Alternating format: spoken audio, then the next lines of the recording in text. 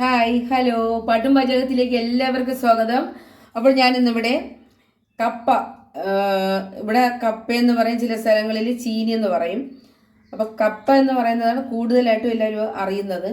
അപ്പോൾ കപ്പ ഞാൻ നൈസായിട്ട് ഈ പരുവത്തിൽ ഞാൻ അരിഞ്ഞ് വെച്ചിരിക്കുക മാത്രമല്ല, അരിഞ്ഞ് അതിനെ ഒന്ന് കഴുകി വൃത്തിയാക്കി വെള്ളം തോർത്തി ഞാൻ വെച്ചിരിക്കുകയാണ്.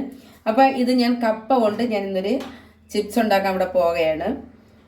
സാധാരണ പുറത്തു നിന്ന് നമുക്ക് കിട്ടുന്ന ആ ഒരു ടേസ്റ്റ് അല്ല, അതിനെക്കാട്ടിയും ഒത്തിരി കൂടെ മിച്ചമായ ഒരു ടേസ്റ്റ് കിട്ടാൻ വേണ്ടിയാണ് ഞാനിന്ന് നോക്കുന്നത്.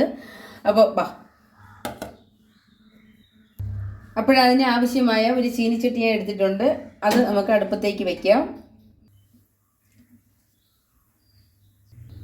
നമുക്കിതിലേക്ക് കുറച്ച് വെളിച്ചെണ്ണ ഒഴിച്ചു കൊടുക്കാം. കുറച്ച് മതി. കൊച്ചുങ്ങളെല്ലാം വരാൻ സമയമായി, സ്കൂൾ വിട്ട് വരുന്ന സമയമായി. അപ്പോഴത്തേക്ക് നമുക്കിതെല്ലാം ഉണ്ടാക്കാം. ഇനി ഇതിലേക്ക് കുറച്ച് ഒരു നുള്ള് മഞ്ഞൾപ്പൊടി ഇട്ട് കൊടുക്കാം. ഒരു അര സ്പൂൺ ഉപ്പ് വേണ്ട, അര സ്പൂൺ ഞാൻ എടുത്തിട്ടില്ല. എണ്ണ നന്നായി തിളച്ച് വരുന്നുണ്ട്. ഹലോ കൂട്ടുകാരെ, നമുക്ക് ഈ കപ്പ ചീവി വെച്ചിരിക്കുന്നതിന് നമുക്കിതിലേക്ക് ഇട്ട് കൊടുക്കാം.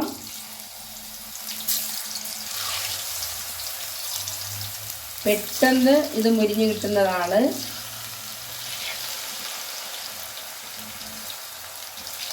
കുറച്ചൊക്കെ ഒട്ടിപ്പിടിക്കും. നമുക്ക് നോക്കാം.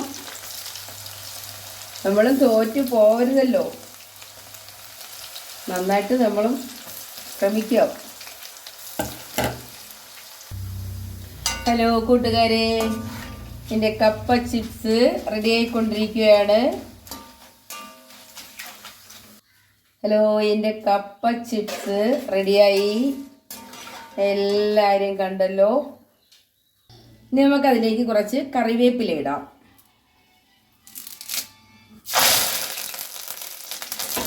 കറിവേപ്പില ഇടുമ്പോൾ നമ്മൾ സ്വല്പം മാറി നിൽക്കണം കേട്ടോ, പൊട്ടിത്തെറിച്ച് മുഖത്തൊക്കെ വീഴും.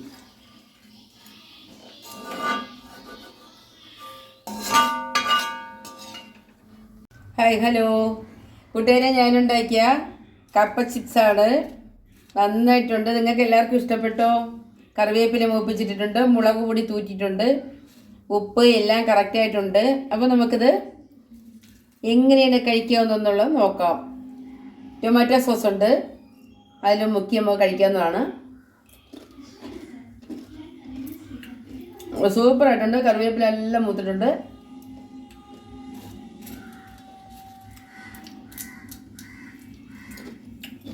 അടിപൊളി ടേസ്റ്റ് എന്ന് പറഞ്ഞാൽ അടിപൊളി ടേസ്റ്റ്. കുറച്ച് മല്ലിയിലയും കൂടെ കൊടുക്കാം. വൗ, എന്താ ടേസ്റ്റ്! അപ്പോൾ വീഡിയോ എല്ലാവർക്കും ഇഷ്ടപ്പെട്ടുവെങ്കിൽ ടാറ്റാ.